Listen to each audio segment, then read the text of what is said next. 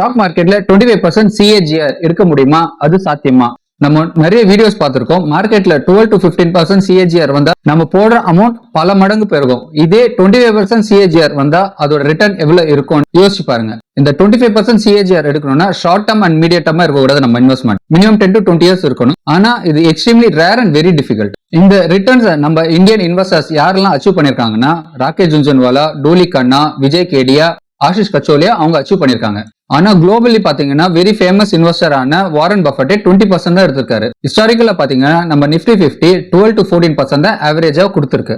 25% CAGRனா உங்க பணம் 10 இயர்ஸ்ல 9.3 டைம்ஸ் மல்டிப்ளை ஆகும். எக்ஸாம்பிள் நீங்க 10 lakhs இன்வெஸ்ட் பண்ணிருந்தீங்கன்னா at the end of 10th year 93 lakhs உங்க பணம் மல்டிப்ளை ஆயிருக்கும். இதே 20 இயர்ஸ்க்கு நீங்க வெயிட் பண்ணீங்கன்னா 8.6 crores ஆகும். இந்த கோலை அச்சீவ் பண்ணணும்னா ஃபர்ஸ்ட் நீங்க டீப் ரிசர்ச் பண்ணணும், both macro as well as technicals. அடுத்தது உங்க இன்வெஸ்ட்மெண்ட் கான்சென்ட்ரேட்டட் பெட்ஸ்ல இருக்கணும். தேர்ட் பாத்தீங்கன்னா உங்க டியூரேஷன் லாங் டர்ம் ஹோல்டிங்கா இருக்கணும். Last very important timing the market. எந்த தீம் எப்போ ஒர்க் ஆகுமோ நம்ம பணம் அதுல இருக்கணும்.